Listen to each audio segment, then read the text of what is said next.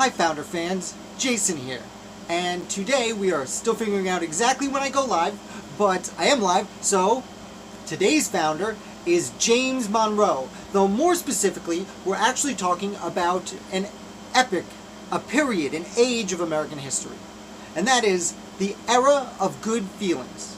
Now, the era of good feelings is extremely interesting. It does fall a little bit out of our purview usually.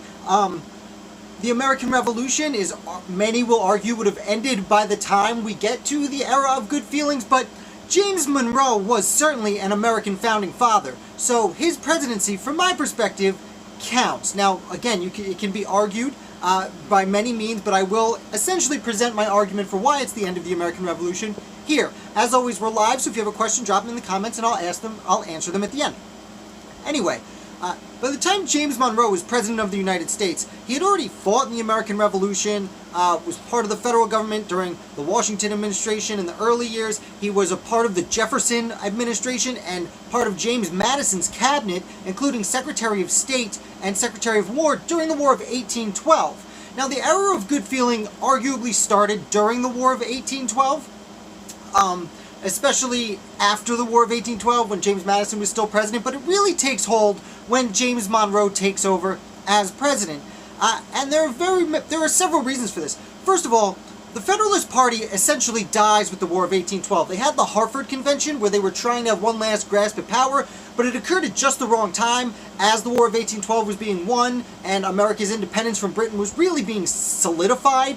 And they were embarrassed, essentially out of existence. Now, James Monroe takes power as president, and he is the president of the only party in the United States. So, he decides to go and, first of all, unite America by picking Democratic Republicans for his cabinet from different parts of the United States to make sure everyone was united. And then he does what I think is the best name of any tour. He goes on the Great Grand Tour of the United States. The Great Grand Tour. I think every rock band should call their tours exactly that. Either way, there were two kind of fronts of this tour, but the first one, the most important one, he went to New England. And while he was in New England, he dressed in his old colonial officer's uniform to remind everyone, like, we all fought together for this United States. He even went so far as to wear his hair in a queue, which was tightly pulled back hair in a long ponytail. And what's interesting about this is this had gone out of style. In fact, I made a video a few weeks ago about a gentleman who was in trouble for one of the Butler brothers for continuing to wear a queue even though it was out of style.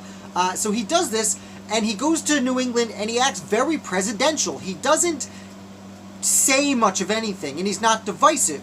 And just by doing this, he brought the Federalists, because New England was heavy in Federalists, he brought them in and they all kind of joined the cause.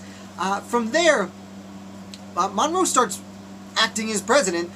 He negotiates with Great Britain when it comes to foreign policy, negotiates with Great Britain, and arguably started the special relationship that in the 20th century would be very important during World War I, and especially with Winston Churchill and FDR in World War II, when the special relationship was given the name special relationship. Those relations essentially started during the war, or during the era of good feelings. And I do want to acknowledge it's plural. It's not good feeling, it's good feelings, because there were so many feelings that were just so good. As I said, bringing in the Federalists to being part of the party, bringing in people from all over the country to be a part of the cabinet. In addition to Britain, in his second term, he would negotiate with Russia when it comes to certain territories out west. He also annexed Florida from Spain. 5 new states were brought into the country. Illinois, Mississippi, Alabama, Missouri, and Maine. Now, you might recognize Missouri and Maine because they were part of the Missouri Compromise. So, not all of the feelings were great. Most of the feelings were great. The Missouri Compromise, if you do not remember from grade school, was an agreement that Missouri would enter as a slave state and Maine would enter as a free state so that the balance of slave states and free states could remain the same. And basically from there on out, everything north of the Mason-Dixon would be free states. However, this, in hindsight, ended up being kind of a very bad idea But at the time, it was good feelings because everyone was happy with that deal. Not everyone, I shouldn't say everyone, but the majority of people were at least agreed to the compromise if they were not ecstatic about it. Furthermore, also not very great was there was a panic, as they were called, in 1819.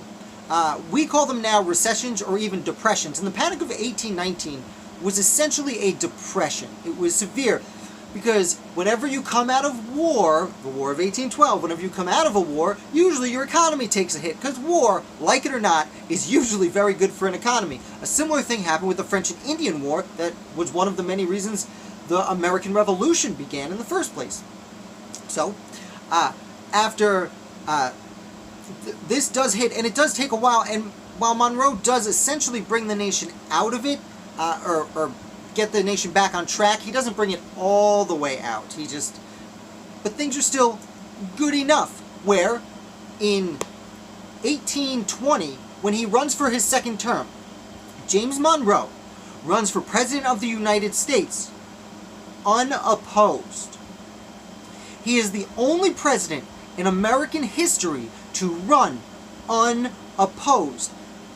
He was not elected unanimously because one voter in the Electoral College purposely voted for John Quincy Adams, who was Secretary of State, because he didn't think anyone should be elected unanimously.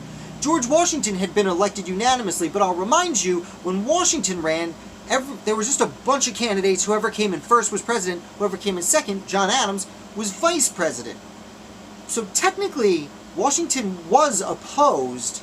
It's just everyone cast 2 votes. They unanimously voted for Washington on one side, and then voted sporadically for other people on the other side. James Monroe, you had no choice. Everyone voted for James Monroe. And the reason was, everyone in the country was essentially a Democratic Republican. Everyone had come around. He had done such a good job as president during the era of good feelings that everyone who was a Federalist considered themselves now a Democratic Republican. And any arguments were within the party, which is why he brought in people from all around. Now, there were divisions within the party. In fact, 3 of his cabinet members would run for president after he was done. John Quincy Adams, John C. Calhoun, and William Crawford. Those 3, and Andrew Jackson, who wasn't in his cabinet but was one of the highest ranking military men in James Monroe's army.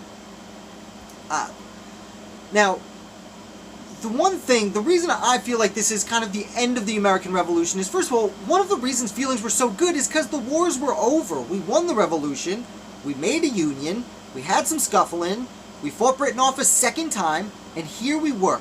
We were now America. And on top of that, James Monroe invited someone to come do a tour of their own of the United States. An old army buddy of his who had not been in the United States for 40 or 50 years, whose name was the Marquis de Lafayette. His name was a lot longer than that, but we know him as Lafayette. Lafayette had gone back to Europe, still in his early 20s after the American Revolution ended, mid-20s, was part of the French Revolution, did some time in prison, helped rebuild, knew Napoleon but wasn't super close with him, and eventually comes back to the United States. And I believe, personally, that the end of the American Revolution, again, this is arguable, but I believe the end of the American Revolution was the Marquis de Lafayette's Grand Tour.